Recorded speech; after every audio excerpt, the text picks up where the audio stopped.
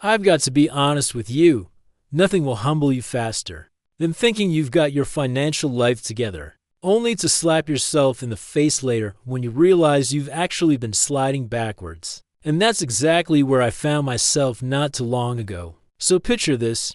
I'm sitting in my quiet house, a paid-off house. By the way, thinking life is pretty good. No mortgage, for kids in private school. My wife had just gone back to work after years of staying home with the kids. So our income bumped up a little. I felt responsible, stable, mature, all those words adults are supposed to feel. And then the HELOC happened. You ever have one of those ideas that feels brilliant in the moment?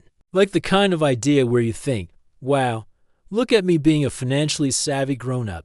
Yeah, mine was remodeling the house. We borrowed $100,000 something using a home equity line of credit, and man, I was proud.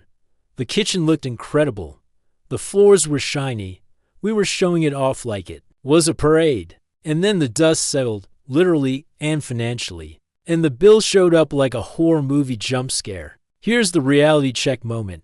I'm sitting there paying interest-only payments for $100-something a month. And the balance isn't moving, not 1 inch. It's like trying to drain a bathtub with the stopper still in. Month after month, it just sat there, staring back at me like, hey bud, remember me. Meanwhile, we're paying nearly $4,000 a month for private school. The kids' education is incredible. No regrets there. But our budget? Totally locked down. I mean, it felt like every dollar we made was already promised to somebody else the moment it hit the bank account. Stretch it out. Lower the stress. Give myself some breathing room. It sounds smart, right? But deep down, I knew the truth. I wasn't trying to be strategic. I was trying to avoid the pain of fixing a mistake I created. And when I finally talked it through, it hit me like a truck. The problem wasn't the payment.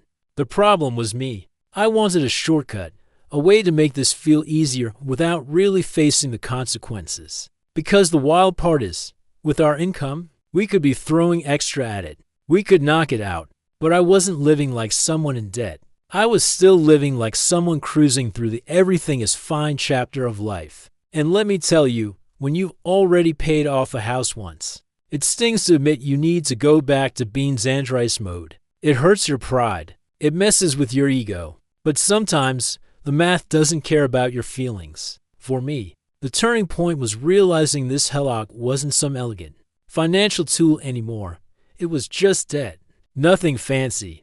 Nothing special. It needed to be treated like the mess it was. So I stopped trying to tuck it into a new mortgage. No more pretending it wasn't a problem. No more slow rolling it. I paused retirement contributions. Paused the kids' college savings. Paused everything except what absolutely had to stay. And I said, all right, time to go back to basics. Back to baby step 2. Back to grinding. Back to the uncomfortable part of the journey nobody likes posting about online.beans.rice. Cutting the fluff. No extra subscriptions. No eating out. No vacations. Just pure focus. And you know what?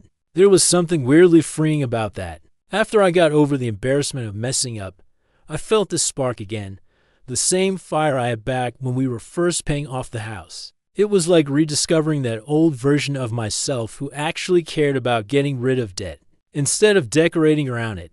Once my mindset snapped back into place, everything changed. I knew we could crush this in 2, maybe 2.5 years. Faster if my real estate side gigs picked up. Even faster if we got serious and stayed serious. It wasn't fun. It wasn't easy. But it was simple. And sometimes simple is exactly what you need.